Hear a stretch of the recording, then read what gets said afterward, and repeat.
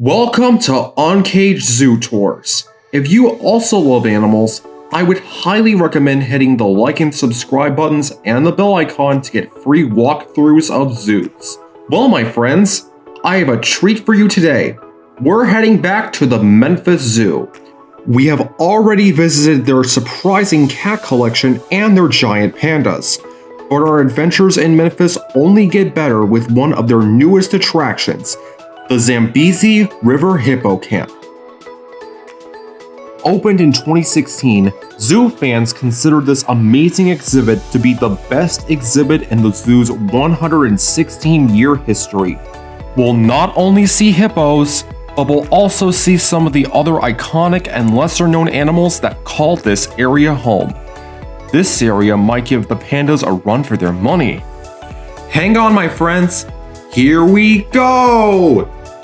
Just beyond Primate Passage and the south entrance to the African Belt is a peaceful pond, home to 70 flamingos. There are 39 Chilean flamingos, who are on permanent vacation from the Andes Mountains in South America. And it looks like they're arguing if pink is for girls or for boys. I don't want to get involved in their fight. Things might get ugly. Their more relaxed roommates are 31 lesser flamingos.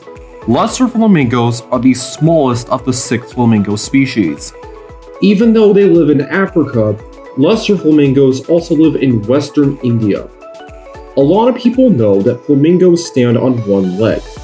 Instead of a balancing act, flamingos stand on one leg to prevent body heat from escaping.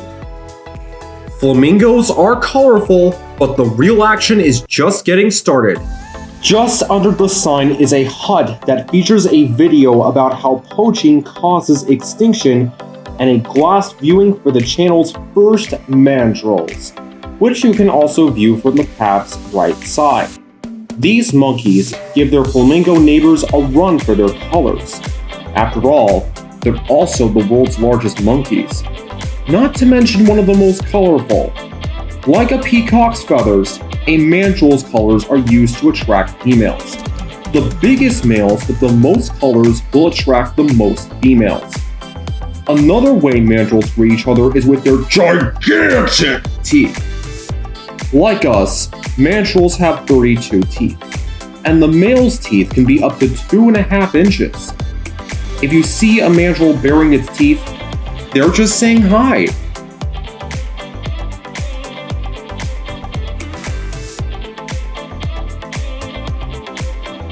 Deeper into the forest we go. These 2 hoof stockyards are home to a dik-dik that eluded me, white storks that were hard to record, but the stars are right here. Introducing the channel's first Okapis! The Okapi is the giraffe's only living relative, despite having stripes on its legs like a zebra. Speaking of stripes, the Okapi stripes are used for camouflage and help their calves follow their mothers. Wow! Everyone is using color for communication today. But how are they related to the giraffe? I'm glad you asked. Just like their savanna cousins, the Okapi has a long tongue for grabbing food. The tongue can also be used to clean its ears. That's disgusting! I understand. One more thing. The Okapi is so mysterious that it wasn't properly classified until 1901. That's cool! Yes, it is. As I said, everyone is colorful today. Even I am. But this tour is about to get even better. First, introducing the stars of the river, the hippo! These pachyderms are built for the water, but today, one of the lady hippos was on land sunbathing. Hippos sweat a pinkish liquid that protects their skin and can also prevent a painful sunburn. The Memphis Zoo has a thriving hippo breeding program. In fact, the zoo's first hippos arrived in 1914. The zoo is currently home to 2 hippos, Binti and Splish. You may identify Splish by her tusk that sticks out of her mouth. Speaking of tusks, a hippo's tusks are used as weapons when fighting. and they can be more than a foot long. And with those tusks is a powerful mouth. A hippo's bite force is 1,800 pounds per square inch.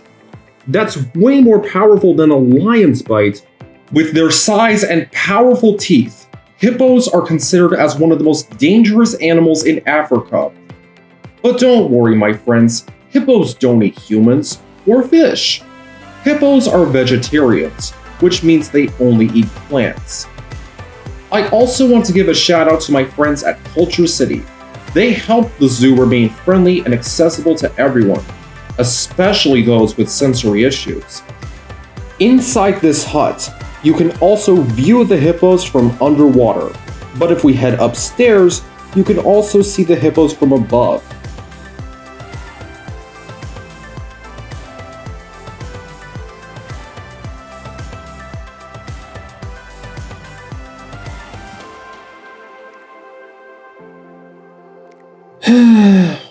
What a great view. But we're not done yet. On the other side of the upper floor is another star of the river. Introducing the Nile crocodile. Say hello to Makula and Skabanga, the latter of which is the largest Nile crocodile in North America. A crocodile has a diverse diet, as it can eat almost any animal that crosses its path. Talk about a wide variety of different foods.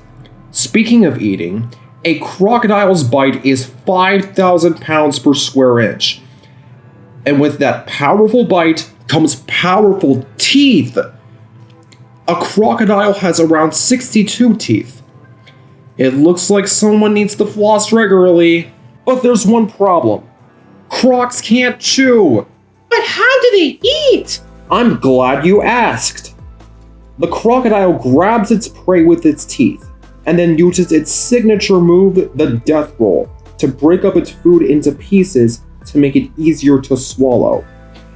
If you come to the Memphis Zoo on Saturdays at 12:30, you might see the keepers feed them. Like the hippos, you can watch them at their own underwater viewing area. I wish I could show you the river camp's aviary, but it was closed during my visit. And that is another reason why you should visit the Memphis Zoo, other than the pandas. This area helped the zoo continue their amazing hippo breeding program. Next time we're in Memphis, we'll head to the park's right corner to the Teton Trek, another one of the zoo's greatest areas.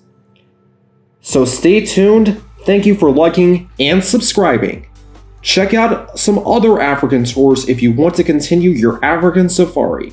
I'll see you later!